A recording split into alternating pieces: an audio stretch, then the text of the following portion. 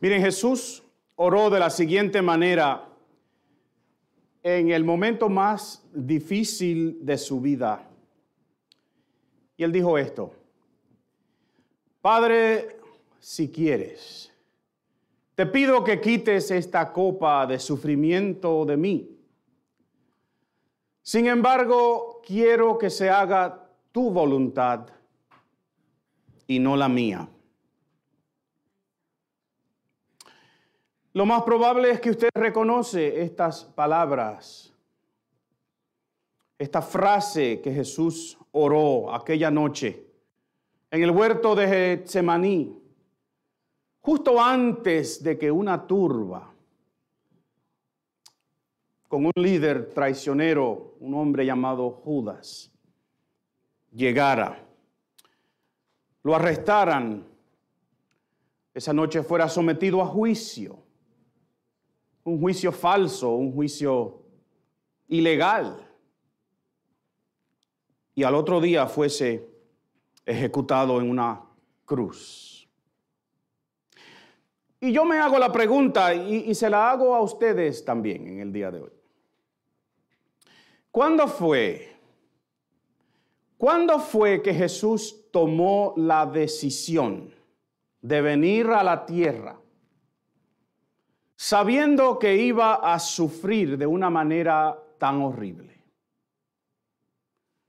¿Cuándo fue que él tomó esa decisión? Sabiendo lo que iba a sufrir. Miren, este tiempo de Navidad es un tiempo lindo, ¿verdad? ¿A ustedes les gusta el tiempo de la Navidad? Es un tiempo típicamente de luces, de arbolitos, de fiestas, de parrandas, de villancicos, de comida, de reuniones religiosas, más comida, ¿verdad? Reuniones con familia y más comida. Y como aquí típicamente celebramos con un lado de la familia un día y con un lado de la familia el otro, pues aquí somos bien latinos y celebramos la Nochebuena, y bien americanos y celebramos el 25 también, ¿verdad? Y en ambos hacemos ¿qué? Comer. Decoramos con escenas bonitas de Navidad, con un pesebre, típicamente le ponemos animalitos ahí, ¿verdad? María, típicamente con el bebé, José a su lado, a veces de pie, a veces arrodillado con él. A veces incluimos en esa escena a los pastores, y en una manera equivocada incluimos los Reyes Magos. Los Reyes Magos no llegaron al pesebre. El libro de Lucas dice que llegaron casi 2 años después a una casa. Pero está bien, tenemos libertad, ¿verdad?, en este tiempo, de borrar un poquito las líneas históricas y hacer escenas bonitas, escenas llamativas, nostálgicas, que presentan las cosas lindas que pensamos de la Navidad. Pero Dios el Padre y Dios el Espíritu Santo, mirando esa escena, ¿qué pensaron ese día? ¿Qué hubiesen pensado? ¿Estaban pensando en lo idílico, lo romántico, lo bello de la inocencia de esa escena? ¿O quizás estaban pensando en lo que este niño iba a tener que sufrir? Y Jesús mismo, que es Dios también, y es la tercera persona de la Trinidad, ¿qué pensó Él antes de venir a la tierra? ¿Sabía Jesús lo que le esperaba? Yo creo que todos nosotros entendemos que, teológicamente hablando, sí, Él sabía, Él es Dios, ¿verdad? Pero la Navidad es para celebrar al niñito Jesús. Pastor, cambie el tema, póngalo más bonito, póngalo de las luces y el burrito en el pesebre. Y la respuesta es sí, la Navidad es para celebrar el nacimiento de Jesús. Y no hay dudas que esa escena en ese pesebre, eso fue un lindo presagio, ¿verdad? Foreshadowing de lo que Dios había planeado desde antes de la fundación del mundo.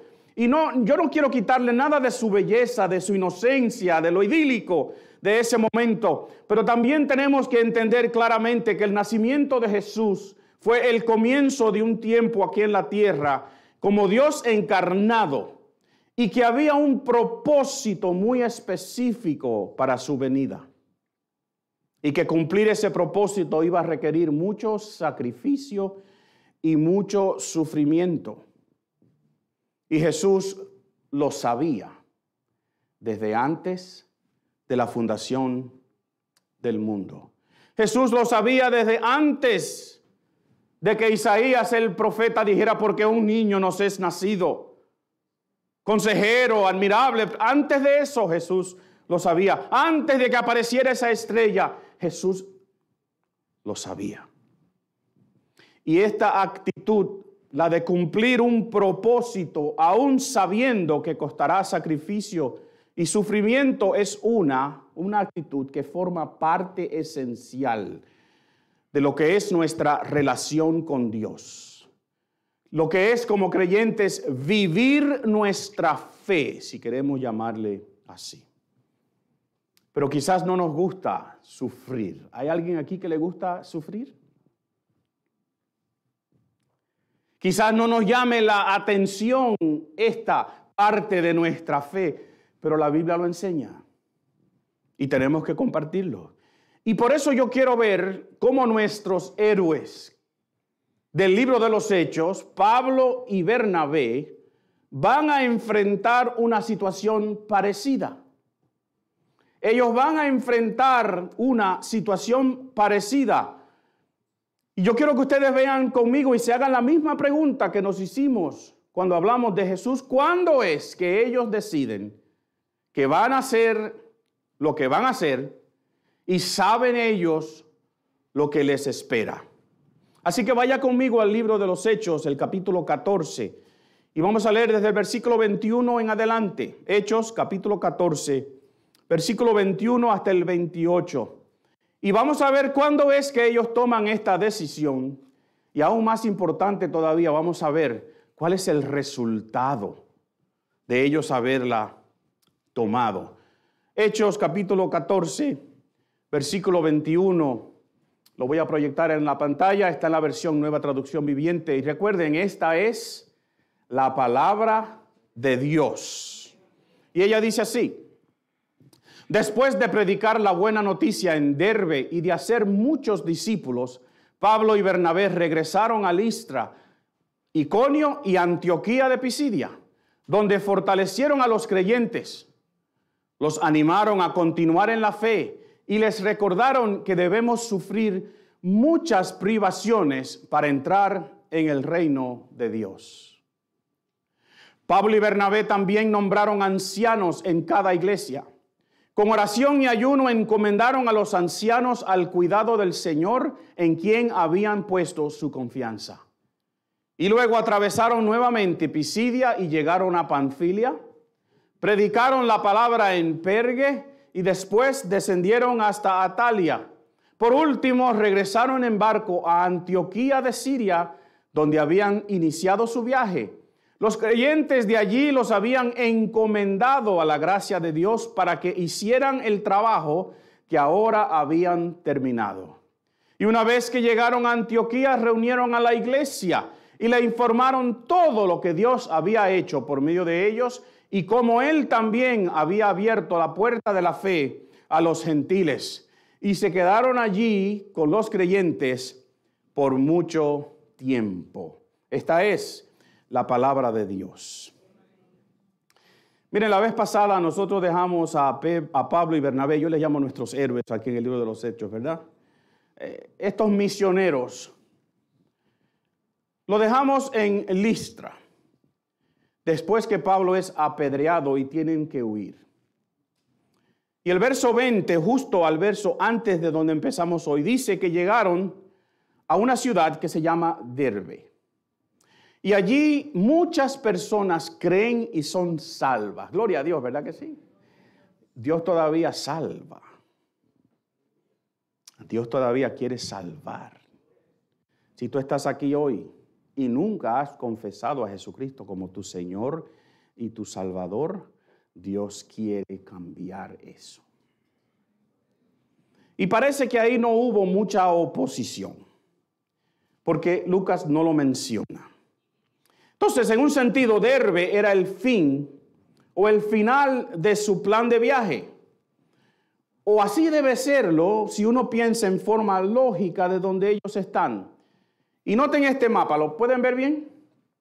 Donde termina la rayita es la ciudad de Derbe. Este es el viaje que ellos han hecho hasta el día de hoy. Y noten que justo abajo de Derbe, hacia el sureste, ¿ven esa raya que yo pinté ahí? Está la ciudad de Tarso, o Tarsus en inglés. ¿De quién era de Tarso? Pablo era de Tarso. Pues ustedes saben mucho. Pablo era de Tarso. Ellos están a menos de 90 millas de su ciudad.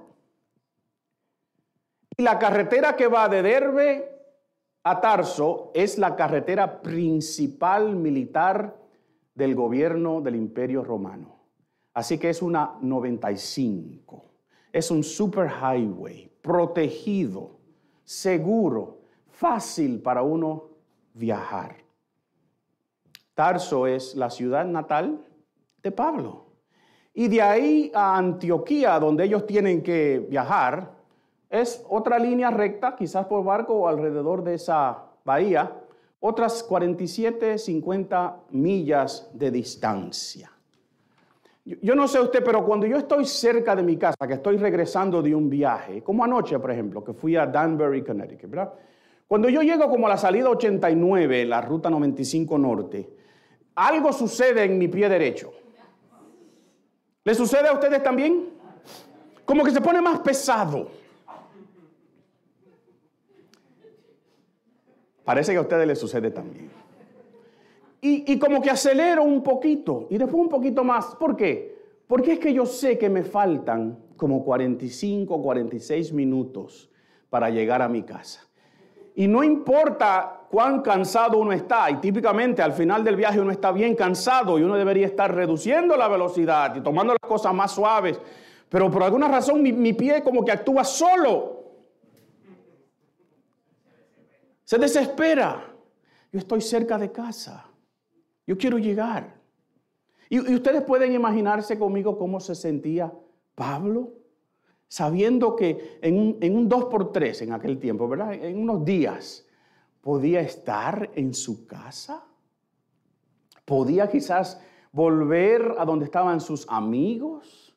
Quizás su familia estaba ahí todavía. Ustedes se pueden imaginar lo que él y Bernabé pensaron y quizás hubo una conversación entre ellos dos. Yo me la imagino así. Quizás Bernabé le dijo, Pablo, pero nosotros estamos cerquita de tu casa. Vamos a Tarso y tú puedes estar con tu familia otra vez. Tú puedes estar con tus amigos. Ahí tú puedes comer la comida como a ti te gusta porque eres de ahí. ¿Qué te parece? Y yo me imagino que Pablo dijo, oh, pero está buena esa idea, Bernabé. E hicieron exactamente lo opuesto. Hicieron exactamente lo opuesto. Y la rayita que ustedes ven ahí es el viaje que ellos hicieron de regreso a Antioquía. Y en vez de salir en dirección a donde ellos iban, salieron en la dirección opuesta. Y usted dice que se perdieron. ¿Y por dónde fue que regresaron? Regresaron por las ciudades donde habían sido rechazados, donde habían sido escarnecidos, de donde se habían reído de ellos. Regresaron a Listra, donde Pablo había salido casi, lo mandan a la eternidad antes de tiempo. ¿Por qué hicieron ellos esto? ¿Cuándo decidieron regresar en una dirección al revés a lo que fuese sido lógico? ¿Y por qué lo hicieron? Lo hicieron porque vivir tu fe demanda sacrificio y demanda sufrimiento. Yo oí dos amenes.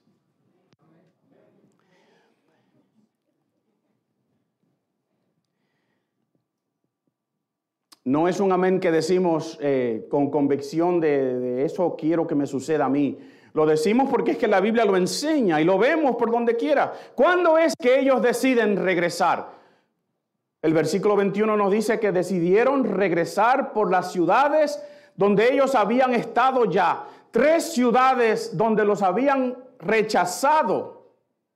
3 ciudades donde habían hecho una turba en cada una de ellas en su contra. Una de ellas lo apedrearon y casi ejecutan a Pablo.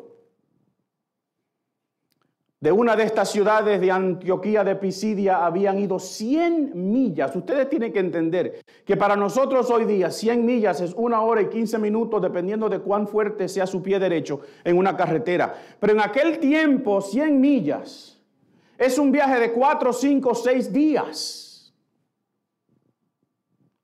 Y una turba de gente de Antioquía de Pisidia había perseguido a Pablo hasta Listra para apedrearlo. Era una gente que no quería saber de él. Pero allí también estaban los creyentes.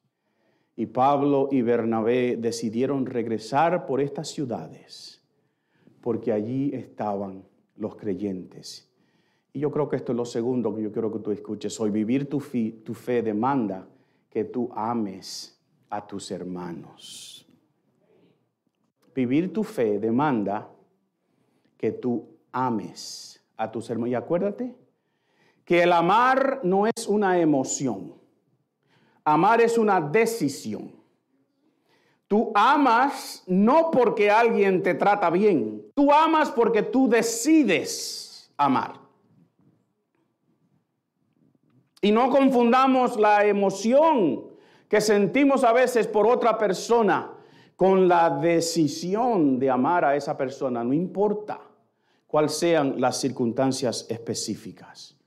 Así que vivir nuestra fe demanda sacrificio, demanda sufrimiento, pero lo demanda porque nosotros debemos amar a nuestros hermanos. Y yo no encuentro ninguna otra razón por la cual Pablo y Bernabé decidan regresar por estas ciudades, excepto que quieren, como dice ahí, animar a sus compañeros, fortalecer a la iglesia.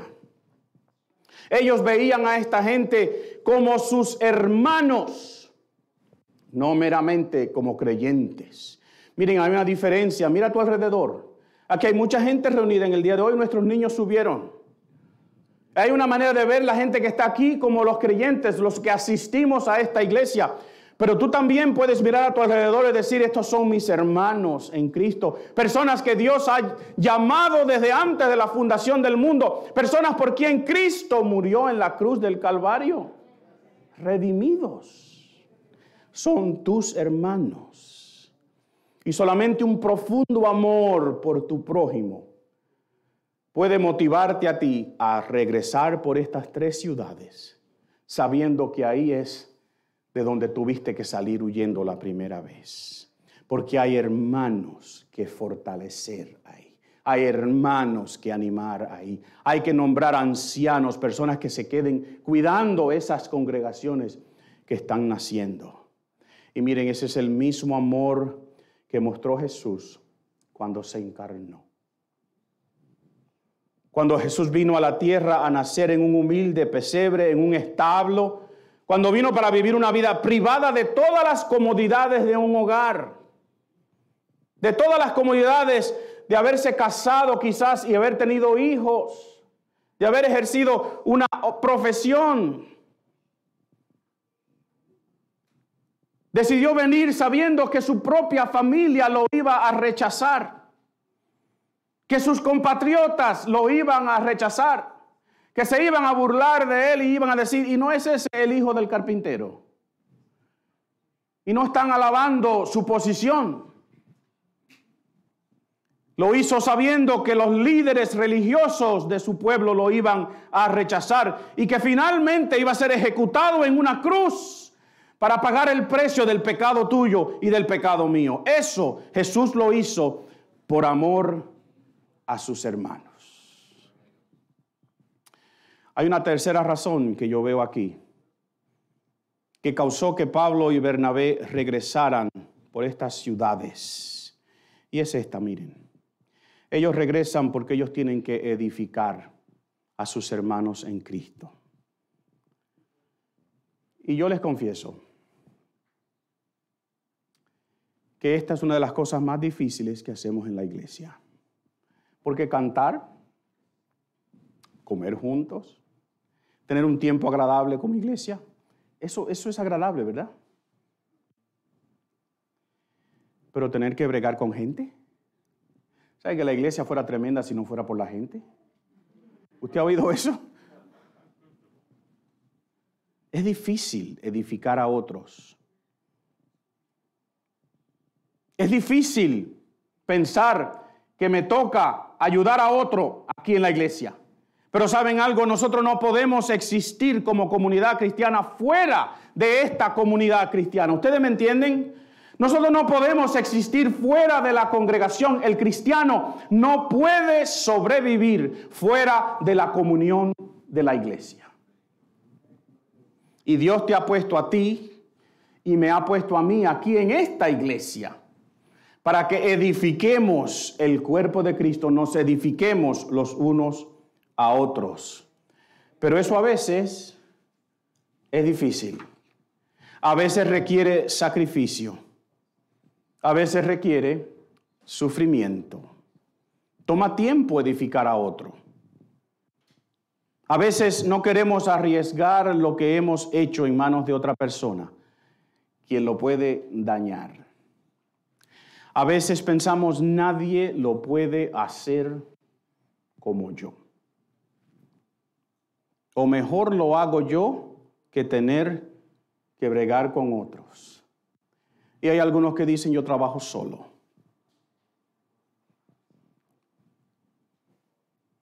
Y tan tentador como sea eso, ese no es el modelo bíblico.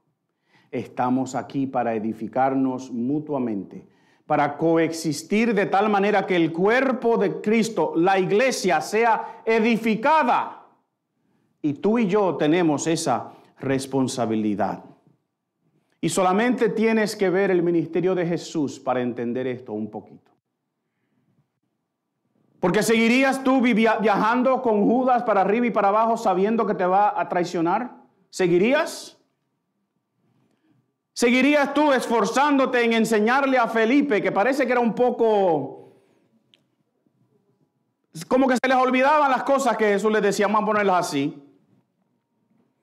Y una y otra vez Jesús le tuvo que decir a Felipe, Felipe, pero ¿no entiendes todavía? ¿Seguirías tú bregando con alguien así?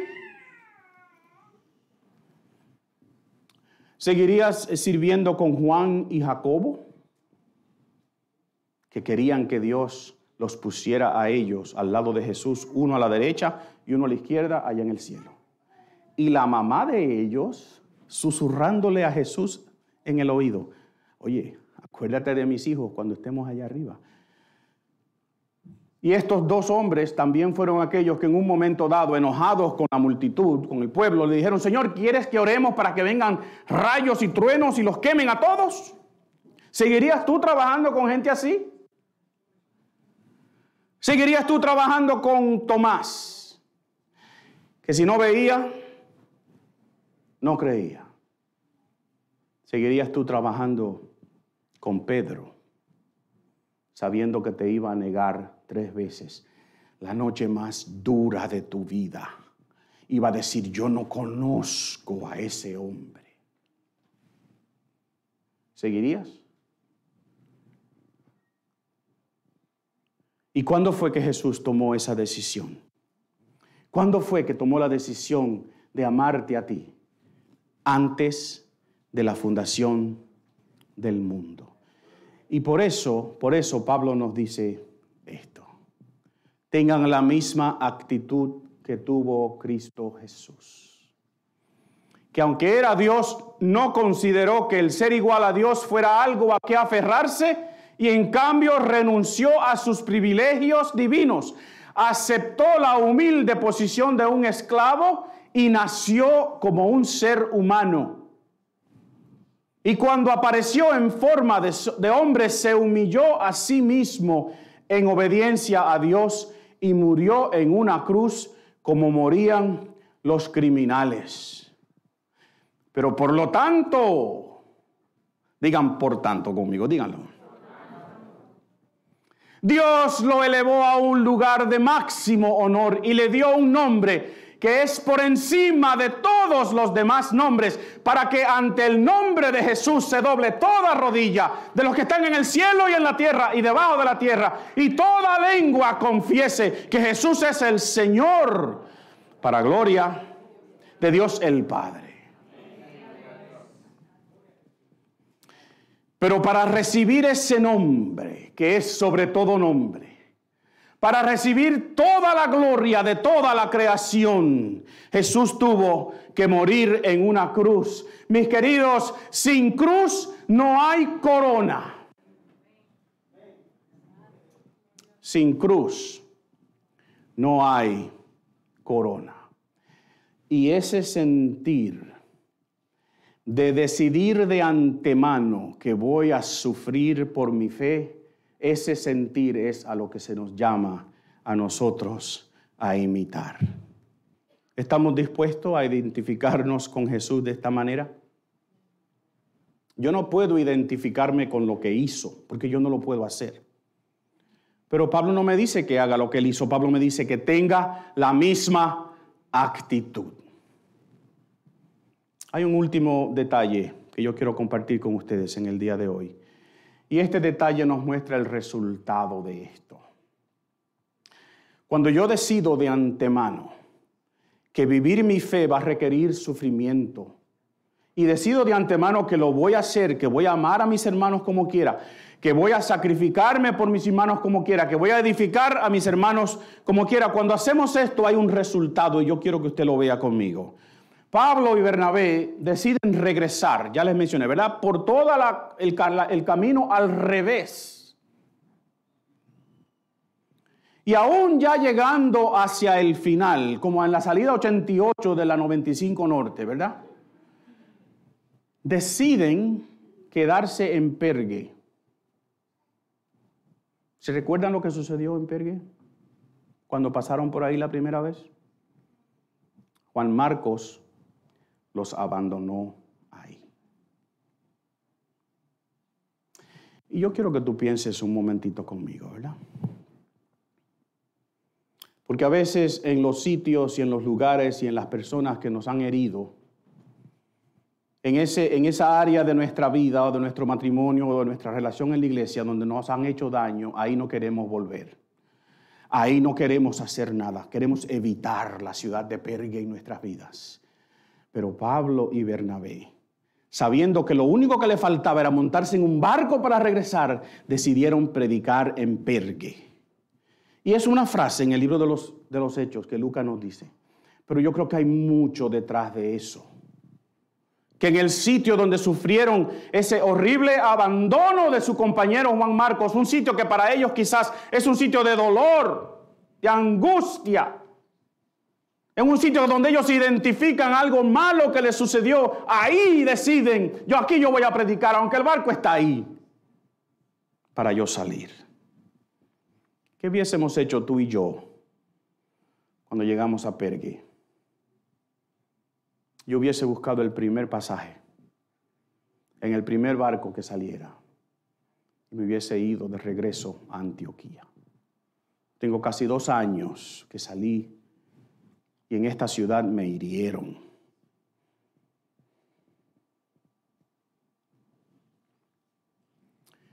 Y Pablo y Bernabé deciden compartir la buena noticia ahí, en el sufrimiento.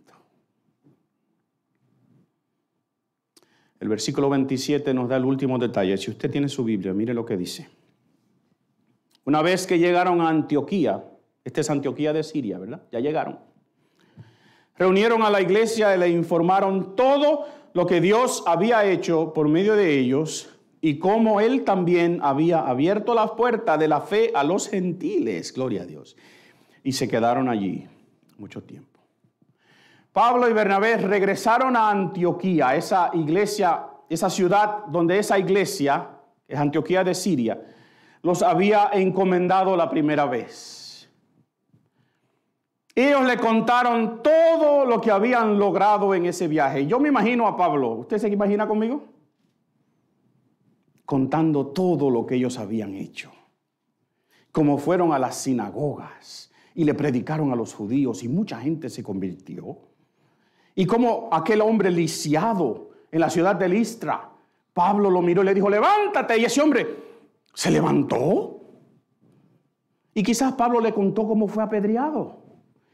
Y hizo como hacemos nosotros a veces cuando contamos un cuento, ¿verdad? Le añadimos 2 o 3 detallitos. Y yo estaba ahí, me estaban tirando piedras. Eso me lo imagino yo. La Biblia no dice eso. ¿Qué dice la Biblia? Y contaron todo lo que Dios había hecho a través de ellos. Cuando nosotros servimos al Señor, cuando vivimos nuestra fe, es Dios quien recibe la gloria. ¿Tú le das gloria a Dios en este día? No es Pablo y Bernabé. Ellos son meros instrumentos y ellos lo saben y cuentan lo que Dios hizo a través de ellos como instrumentos. Llegaron a Antioquía y compartieron lo que Dios había hecho. Vivir tu fe resulta en que Dios es glorificado, no tú. Vivir tu fe te identifica con Dios porque es Dios quien recibe la gloria. Al identificarte con Dios te identificas con Jesús porque Jesús es la magna revelación de Dios. Pero Pablo dice en Romanos 8:17, así que somos sus hijos. ¿Tú eres hijo de Dios aquí? ¿Tú eres hijo de Dios? ¿Sabe que por creación todos somos hijos de Dios? Pero por adopción solamente son hijos de Dios aquellos que han confesado a Jesucristo como su Salvador. Pablo le está hablando a los que han sido adoptados. Si tú no eres adoptado todavía, hoy Dios quiere firmar tu papel de adopción. Y Pablo dice, si somos sus hijos, también somos sus herederos. Diga gloria a Dios conmigo, ¿verdad? Y de hecho somos herederos junto con Cristo de la gloria de Dios. Pero, diga pero conmigo, pero si vamos a participar de su gloria, también debemos participar de su sufrimiento. Si quieres la corona de Cristo, tienes que sufrir la cruz de Cristo. Sin cruz, no hay corona. Miren, este hombre, Richard Wurmbrand, fue un pastor luterano en el país de Rumanía. Él era de origen judío. Antes de la Segunda Guerra Mundial, durante y después, fue pastor. Se había convertido del judaísmo y predicó el mensaje del Evangelio en Rumanía, que después de la Segunda Guerra Mundial se convirtió en uno de los satélites soviéticos de la vieja Unión Soviética de Repúblicas Sociales. ¿Cómo es que se decía? Socialistas. No eran sociales, no eran socialistas, gracias. Y era prohibido predicar. El gobierno le prohibió a todos los pastores predicar el Evangelio. ¿A ustedes les gustaría vivir en un país donde te prohíben predicar? ¿Donde no podemos hacer esto? ¿Y qué hizo Richard Wurmbrand? Predicó. Y fue encarcelado. Y quizás esta es la foto que más se parece a Richard Wurmbrand. Fue encarcelado la primera vez por 8 años. Los primeros 3 años de ese encarcelamiento lo pasó en la solitaria. Si usted quiere saber lo que es eso, vaya y pregúntele al hermano Alfredo. Pero la solitaria de la cárcel donde el hermano Alfredo trabaja como oficial de corrección no es la solitaria donde estaba este hombre. Él estaba en una celda que estaba a 12 pies debajo de la tierra, sin ventanas, en total oscuridad. No lo dejaron salir de ahí por 3 años. Los guardias se ponían felpa en sus botas, tela, para que sus pies no hicieran sonido cuando marchaban. Silencio total, oscuridad total. Richard Wurmbrand sobrevivió esos 3 años durmiendo en lo que él pensaba que era el día, y de noche preparaba en su mente un sermón, se lo memorizaba a él mismo y se lo predicaba a él mismo. Por fin fue puesto en libertad y se le ordenó, después de 8 años de cárcel, se le ordenó: no prediques el evangelio. ¿Y qué hizo Richard Wurmbrand? Predicó el evangelio. Y 3 años más tarde fue encarcelado otra vez y sentenciado a 25 años de prisión. Allí lo torturaron sin misericordia. Le daban golpes por la planta de los pies. Lea su libro, Voice of the Martyrs. Le daban tanto golpe por la planta de sus pies que llegaron hasta el hueso. Richard Wurmbrand dice que no tenía cómo explicar el dolor que él sentía. Pero eso no detuvo a Richard Wurmbrand. Le predicó a los otros prisioneros de la cárcel. Y lo grande es que se les había dicho: si ustedes predican, les damos una paliza. Y Richard Wurmbrand y algunos otros protestantes decidieron predicar anyway, sabiendo que le iban a dar una paliza. ¿Cuándo decidió predicar? Antes, sabiendo que el resultado iba a ser una paliza. Y Wurmbrand dice lo siguiente en su libro: nosotros predicábamos y ellos nos daban una paliza. Nosotros estábamos felices por predicar y ellos felices por darnos golpes. Así que todo el mundo estaba feliz. Y nos reímos. Hasta que usted se pone a pensar lo que le costó a Richard Wurmbrand. Cuando él testificó aquí en este país frente al Congreso, se quitó la ropa y se quitó la camisa. Y las cicatrices que ese hombre tenía en su cuerpo eran horribles. Yo creo que Richard Wurmbrand tiene una gran corona en el cielo, ¿verdad? Pero aquí en la tierra cargó una cruz bien pesada. Mis amigos, mis hermanos en Cristo, vivir nuestra fe demanda sacrificio y sufrimiento. Pero ese sacrificio y ese sufrimiento no es para agradar a Dios, no es para ganar puntos. Es porque sabemos que eso es lo que nuestra fe exige, lo que vivir nuestra fe demanda. Porque sin cruz no hay corona. Y Pablo, que hace unos momentos atrás leímos, nos dice: si queremos identificarnos con Cristo, tenemos que identificarnos con su sufrimiento también, ¿verdad? Nos dice lo siguiente en el próximo verso: sin embargo, diga sin embargo conmigo. Lo que ahora sufrimos no es nada comparado con la gloria que Él nos revelará más adelante. Lo que podamos sufrir hoy por nuestros hermanos, por vivir nuestra fe, no se compara a la gloria de un día estar en la presencia de ese Señor y Salvador que ha cambiado nuestras vidas. Pero para lograr esa corona, tenemos que cargar una cruz. ¿Estamos dispuestos? ¿Estás dispuesto a cargar esa cruz?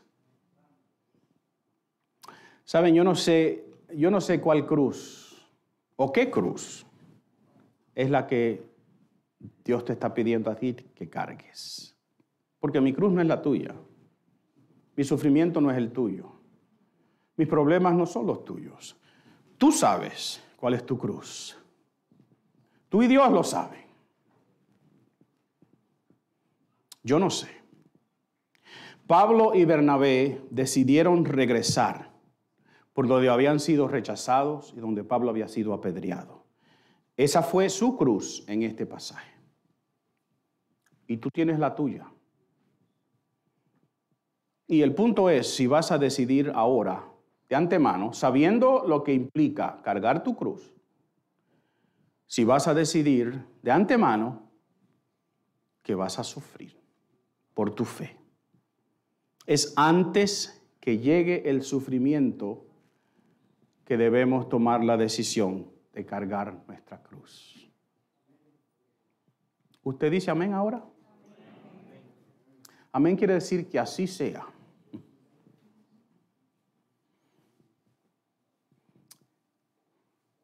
Es antes de que empiece el sufrimiento que tú decides cargar tu cruz.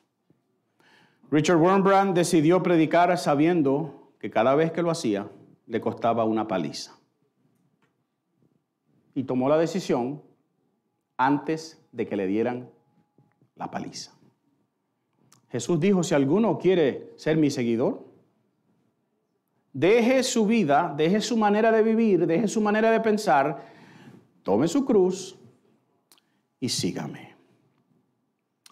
Recuerda, mi querido hermano y amigo, en el día de hoy, sin cruz no hay corona. La escena del pesebre es linda, ¿verdad que sí? Es idílica, es bonita. Aquí nosotros pintamos escenas del pesebre con nieve. Es posible, en Jerusalén neva, en Belén, no mucho. Pero nuestra escena allá afuera, muy linda, tiene nieve. Y trineos, y reindeers. Y nosotros mezclamos las tradiciones en una manera bien rara, ¿verdad? Qué lindas son esas escenas. Qué lindo decoramos nuestros arbolitos. Y le ponemos flores y colores y una estrellita arriba y Dios quiera muchos regalitos abajo, ¿verdad? Pero la escena del pesebre es solamente la primera escena en una obra donde el resto va a implicar sufrimiento, va a implicar sacrificio por amor. Y la pregunta que yo tengo para ti en el día de hoy es, ¿qué tú vas a hacer con esa oferta de amor? ¿Vas a seguir rechazando la vida eterna que Dios te ofrece a través de Jesús, quien murió en la cruz del Calvario por ti y por mí? No para morir nada más, sino porque eso pagaba el precio que me tocaba pagar a mí y yo no podía. Y te tocaba pagar a ti y tú tampoco podías. ¿Vamos a rechazar esa oferta de amor otra vez? ¿O vamos a decir en el día de hoy, Jesús es mi Señor y mi Salvador? Y yo quiero un día estar frente a Él y saber que Él me llama su hermano. Y no que me diga, yo no te conozco. Tú no eres de mi familia. Yo quiero orar y si Dios toca tu corazón, para que sea hoy el día que tú cambias tu eternidad, yo quiero que tú te pongas de pie ahí donde tú estás y tú digas, hoy yo quiero reconocer a Jesucristo como mi Señor y mi Salvador. Vamos a orar. Eterno Dios, nos toca sufrir. Lo entendemos porque tu palabra lo dice una y otra vez. Y decidir hoy por Jesús, sabiendo que quizás me cueste sacrificio, que quizás me cueste que mis amigos se rían de mí, que mi familia me abandone. Quizás ninguno de nosotros quiere tomar esa decisión. Pero la gloria que nos espera es mucho mayor que cualquier sufrimiento aquí en la tierra. Y yo te ruego, eterno Dios, que hoy alguien tome la decisión de aceptar el glorioso regalo de la Navidad, que es Jesucristo, nuestro Salvador. Gracias, Señor, por las oportunidades que tú nos das de reconocerte. Y para nosotros, eterno Dios, que pensamos que ya lo hemos hecho, te rogamos que nos des el valor, la fuerza, el ánimo para ser como Richard Wurmbrand y decir, yo predicaba porque me causaba gozo. Y la paliza que me daban le causaba gozo a mis carceleros. Y todos estábamos felices. Oh Señor, que estemos dispuestos a cargar nuestra cruz. Salva en el día de hoy, eterno Dios, como solo tú puedes hacer. Te lo pedimos en el nombre de Jesús. Amén y amén.